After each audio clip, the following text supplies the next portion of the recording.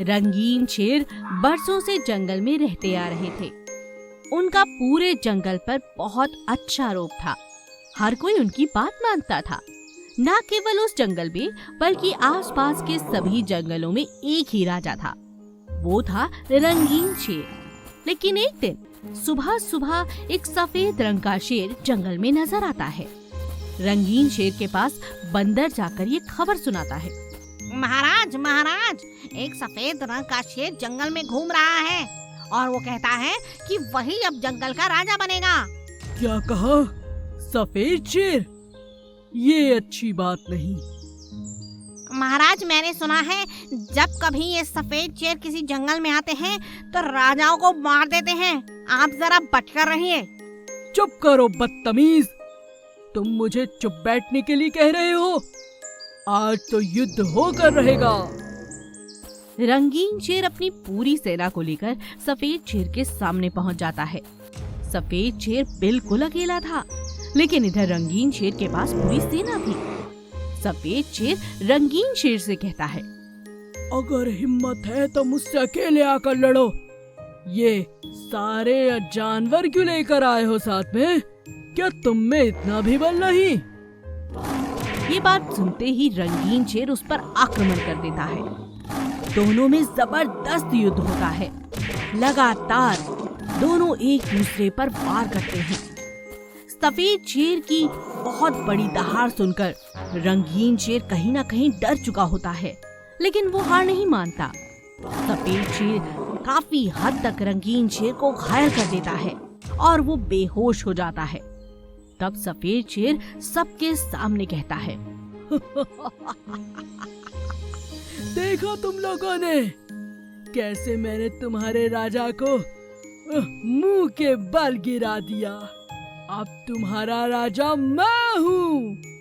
इस शेर को उठाओ और बाहर फेंक दो। घमंड में चूर सफेद शेर अभी ये बात कह रहा था कि अचानक रंगीन शेर उठकर उस पर वापस हमला करता है और इस बार वो उसे मार गिराता है। पूरे जंगल के सभी जानवर जोर जोर से चिल्लाने लगते हैं और अपने राजा के गुणगान गाने लगते हैं। वाह राजा जी वाह, आपने तो इसे गिरा दिया। असंभव को संभव कर दिखाया। सभी लोग बहुत खुश थे और राजा शेर भी। राजा शेर सफेद शेर को नदी में फिकवा देता है और अपनी जनता से कहता है, आज के बाद मुझे कोई ये ना कहे कि मैं आप लोगों की रक्षा नहीं कर सकता और कहीं छुप जाऊं जाकर। जो भी समस्या हो, मैं मरते दम तक उसका सामना करना चाहता हूँ। तभी तो आपका राजा कहलाने का हक रखता हूँ। इतनी बड़ी बात सुनकर जंगल में खुशी की लहर दौड़ गई। लंबी टांगों वाली गाय और मगरमच्छ पर हमला। एक बहुत ही दुष्ट मगरमच्छ पानी के तालाब में रहा करता था। अब उसके आसपास जो भी आता पानी के साथ साथ वो उन्हें भी निकल जाता। अब आसपास तालाब के हर किसी का जाना बहुत मुश्किल हो चुका था। एक दिन गैया के दो छोटे छोटे बच्चे वहाँ आसपास खेल रहे थे। मगरमच्छ की नजर दोनों गैयों के बच्चों पर थी। आज तो ये गाय के बच्चे ऐसे यहाँ पर खेल रहे हैं जैसे इन्हें किसी बात का पता ही नहीं। जानते नहीं, थोड़ा और करीब आएंगे तो इन्हें निगल जाऊंगा और आज का भोजन मेरा पूरा हो जाएगा। और लगता है गैया भी इधर उधर लापरवाह होकर घूम रही है। मौका बहुत अच्छा है। थोड़ी ही देर में एक बच्चे को मगरमच्छ अपने मुंह में खींच लेता है और उसे खा जाता है। दूसरा बच्चा भागता हुआ अपनी माँ के पास जाता है।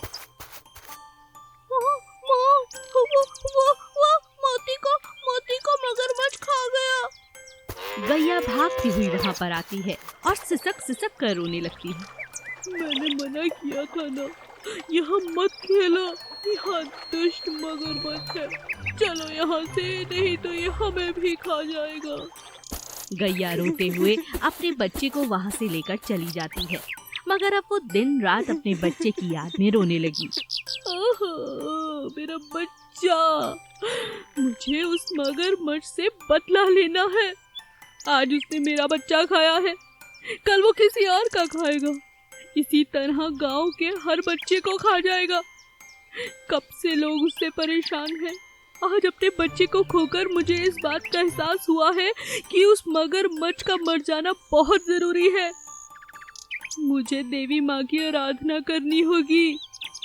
गैया देवी माँ की आराधना करती है और एक दिन उसे इस बात का वरदान मिलता है कि उसकी टांगे लंबी और मजबूत हो जाएगी। गैया अपनी लंबी टांगों की मदद लेकर तालाब के पास जाती है।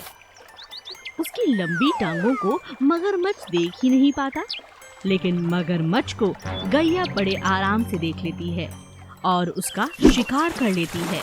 उस पर एक बड़ा सा जाल डाल देती है और उसे पकड़कर तालाब से बाहर ले आती है। तुम्हारे कारण पूरा गांव परेशान था। आज मैं तुम्हें नहीं छोड़ूंगी। अरे मुझे माफ कर दो, माफ कर दो। मगरमच्छ गुहार लगाता है, मदद की मांग करता है, मगर गैया नहीं सुनती। वो उसे एक पेड़ से लटका देती है। मगरमच्छ 2 दिन के अंदर अंदर वहाँ लटका लटका खत्म हो जाता है। गैया भगवान का शुक्रिया अदा करती है और गैया का पूरा गांव, पूरा जंगल शुक्रिया अदा करता है, क्योंकि सबकी जान गैया ने जो बचाई थी। गैया सबसे कहती है, अपने बच्चे को खोने के बाद मुझे दूसरों के दुख का एहसास हुआ। इस मगरमच्छ ने बहुत आतंक मचा रखा था। इसे तो ये सबक मिलना ही था। भगवान, आपका बहुत बहुत शुक्रिया। एक दिन आदत से मजबूर जंगल के राजा शेर ने अपने सलाहकार ज्योतिषी यानी के हाथी को बुलाया। हाथी ने उन्हें आने वाले समय के बारे में बहुत सारी जानकारी दी। हाथी अपने साथ एक छोटा मेहमान भी लेकर आया था, जो था एक कछुआ। कछुआ भी दूसरे गांव से आया था और बहुत बड़ा ज्योतिष था। हाथी राजा शेर से कहता है, महाराज, ये मेरा दोस्त है बीकू कछुआ। बीकू भी बहुत अच्छी विद्या ग्रहण कर चुका है, कई देश घूम चुका है महाराज। आप चाहें तो इसे भी अपना हाथ दिखा सकते हैं। ये आपको मुझसे भी ज्यादा मजेदार और रहस्यमयी आपके जीवन की बातों को उजागर कर सकता है। वाह, क्या बात है हाथी, अच्छा किया जो तुम अपने साथ ये दोस्त ले आए।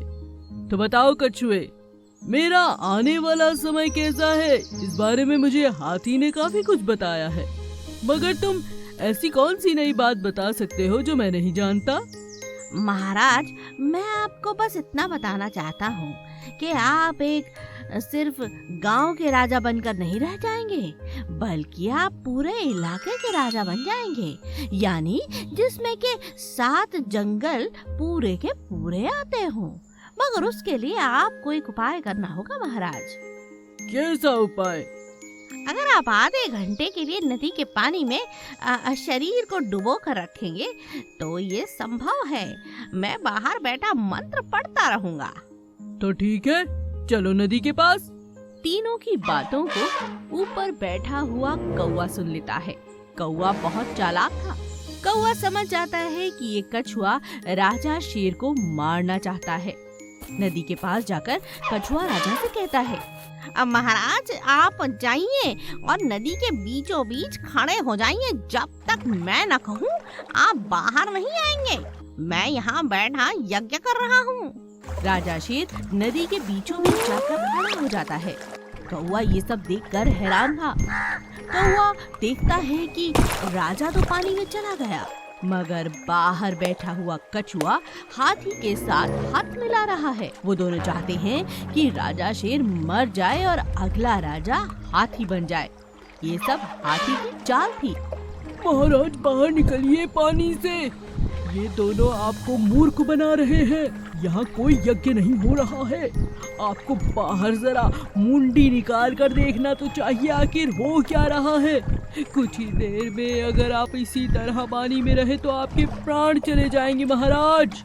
राजा शेर कौवे की ये बात सुन लेता है और जैसे ही वो अपनी मुंडी बाहर निकालता है तो हैरान हो जाता है। बाहर कोई यज्ञ नहीं हो रहा था, बल्कि कछुआ और हाथी जोर जोर से हंस रहे थे। दोनों को मार गिराता है। तुमने मेरी जान बचाई है। आज के बाद तुम मेरे सलाहकार और मेरे सबसे अच्छे मित्र बनकर मेरे साथ रहोगे कौवे। कौवा बहुत खुश हो जाता है। अब जंगल में हर कोई उसे पागल नहीं बल्कि समझदार कौवा कहने लगता है।